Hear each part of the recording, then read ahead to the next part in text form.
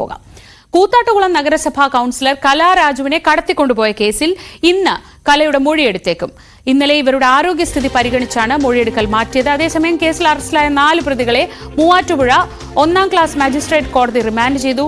Dani Paul വിവരങ്ങളുമായി. Dani, ഇന്നലെ സംസ്ഥാനത്തൊട്ടാകെ ഇതൊരു ചർച്ചാ വിഷയമായി. നിയമസഭയിൽ അത്രയ്ക്ക് ചൂടേറിയ ചർച്ചകൾക്കാണ് ഈ വിഷയം സാക്ഷ്യം വഹിച്ചത്. അതുകൊണ്ട് തന്നെ ഇതിപ്പോൾ ഒരു നഗരസഭയിലെ അവിശ്വാസ പ്രമേയം എന്നതിൽ നിന്ന് മാറിയിരിക്കുന്നു, അതിന്റെ ഒരു വ്യാപ്തി. ആ തരത്തിൽ എങ്ങനെയാണ് ഇപ്പോൾ പോലീസ് ഈ വിഷയത്തെ കൈകാര്യം ചെയ്യുന്നത്?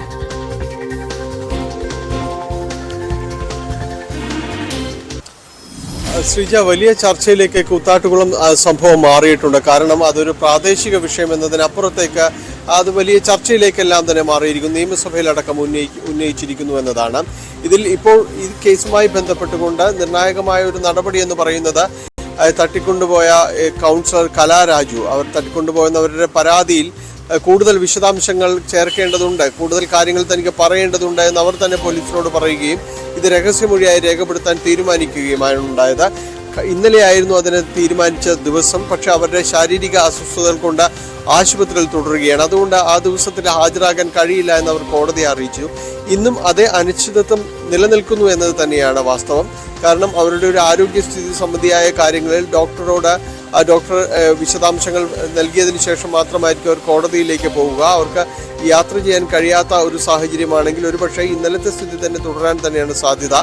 അങ്ങനെയെങ്കിൽ കോടതി 2 കാര്യങ്ങളാണ് അതിലുള്ളത്. ഒന്ന്, മജിസ്ട്രേറ്റ് ആശുപത്രിയിൽ വന്ന് മൊഴി രേഖപ്പെടുത്തുക എന്നത്.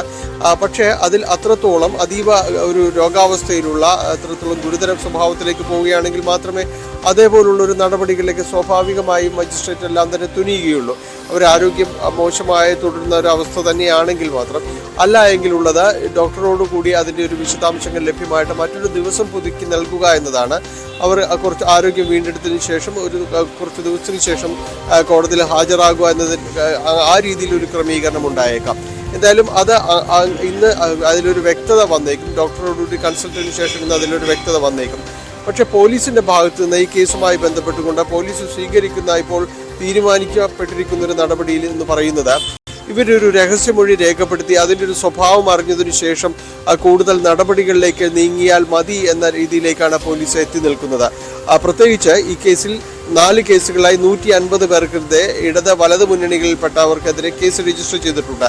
അനൂപ് ജേക്കബ് MLA അടക്കം കേസ് രജിസ്റ്റർ ചെയ്തിട്ടുണ്ട്. അതിൽ CPM നേതാക്കൾക്കെതിരെയുള്ള ഒരു കേസിന്റെ സ്വഭാവം അതാണ് കൂടുതൽ ഗുരുതരമായിട്ടുള്ളത്. പക്ഷെ അത് രഹസ്യമൊഴിക്ക് ശേഷം മറ്റു നടപടികളിലേക്ക് നീങ്ങാം, കൂടുതൽ നടപടികളിലേക്ക് നീങ്ങാം എന്നതാണ് പോലീസ് ഇപ്പോൾ എത്തിച്ചേർന്ന് നിൽക്കുന്ന ഒരു കാര്യം.